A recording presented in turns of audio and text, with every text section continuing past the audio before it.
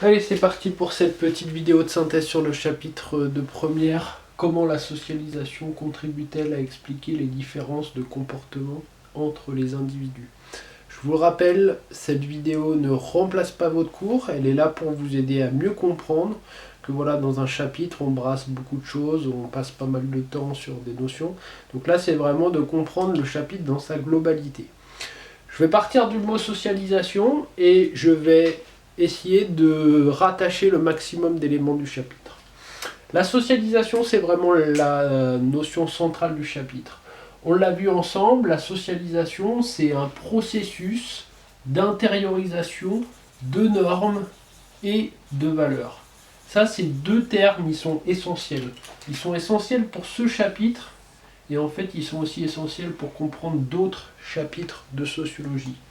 Je vous rappelle qu'est-ce qu'on appelle des normes, des règles de vie, des règles auxquelles les individus se sont censés se conformer. Des valeurs, des idéaux, des grands principes qui peuvent guider l'action des individus. Ça, c'est vraiment la socialisation, c'est le fait de transmettre des normes et des valeurs à des individus. Ce qui est important à comprendre, c'est que la socialisation, elle dure toute la vie. Elle dure toute la vie, à la différence de l'éducation. Donc c'est important de bien différencier éducation et socialisation. On avait vu les différences qui existaient entre ces deux éléments. Elle dure toute la vie et elle se sépare, on va dire, en deux phases. Une socialisation qu'on appelle primaire et une socialisation qu'on appelle secondaire. La socialisation primaire, elle a lieu de la naissance jusqu'à la fin de l'enfance. Elle est assurée principalement par l'école et la famille. La socialisation secondaire, elle a lieu de la fin de l'enfance, début de l'adolescence, jusqu'à la mort. Et elle est assurée par une multitude d'acteurs. La famille, l'école, les amis, les voisins, les amis du club de sport, les collègues, le conjoint, la conjointe, etc. Une multitude d'acteurs. Donc ce qui est important de comprendre, c'est que toute notre vie, nous sommes socialisés, toute notre vie, nous faisons l'acquisition de nouvelles normes et de nouvelles valeurs. On avait vu différents cas de socialisation secondaire, notamment la socialisation conjugale, assurée par le conjoint, la conjointe, qui peut amener la transmission de nouvelles normes, de nouvelles valeurs, de nouvelles pratiques, de nouveaux loisirs. On a aussi le cas des socialisations professionnelles, c'est-à-dire que le milieu de travail, donc plus précisément ça veut dire les collègues, peuvent faire évoluer la socialisation de l'individu en lui transmettant des normes et des valeurs nouvelles. Donc la socialisation, donc ce processus qui dure toute la vie. Ce qui est essentiel de comprendre, c'est que la socialisation peut être différentielle. Qu'est-ce que ça veut dire? C'est-à-dire que tous les individus ne sont pas socialisés de la même façon. Donc elle peut être différentielle selon le sexe et elle peut être différentielle selon le milieu social. Important à comprendre ces deux idées de socialisation différentielle. Qu'est-ce que ça signifie? Ça signifie que selon le sexe, on ne transmet pas aux garçons et aux filles les mêmes normes et les mêmes valeurs. Donc, dit autrement, on construit socialement différemment des garçons et des filles. Ça va passer par une multitude de choses, ça passe par les jouets, ça passe par les livres, ça passe par la façon dont on s'adresse à eux, ça passe par les loisirs, ça passe par la publicité, ça passe par les dessins animés, les films, etc. Donc garçons et filles sont construits différemment.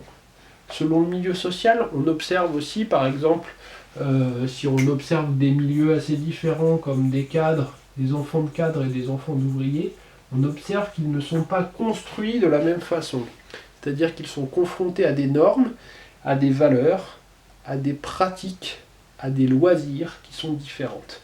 Ce qui est important, c'est que tous ces éléments font que cela amène à des aspirations différentes.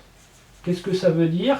Ça veut dire que notre socialisation nous influence sur nos envies, sur nos projets, sur nos souhaits d'études. Par exemple, que l'on grandisse dans un milieu de cadre ou dans un milieu ouvrier, on n'aura pas les mêmes perspectives possibles en matière d'études. Ça nous influence donc nos aspirations. On avait vu également selon le sexe que garçons et filles ne se tournaient pas vers les mêmes filières d'études, ils ne se tournaient pas vers les mêmes orientations, et ce dès le lycée. Les filles vont préférer certains types d'orientation, les garçons d'autres types d'orientation, par exemple des filières plus scientifiques pour les garçons, des filières plus littéraires pour les filles.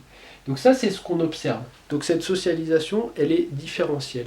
Ce qui est important à comprendre, c'est que la socialisation, elle peut être aussi influencée par différentes configurations familiales.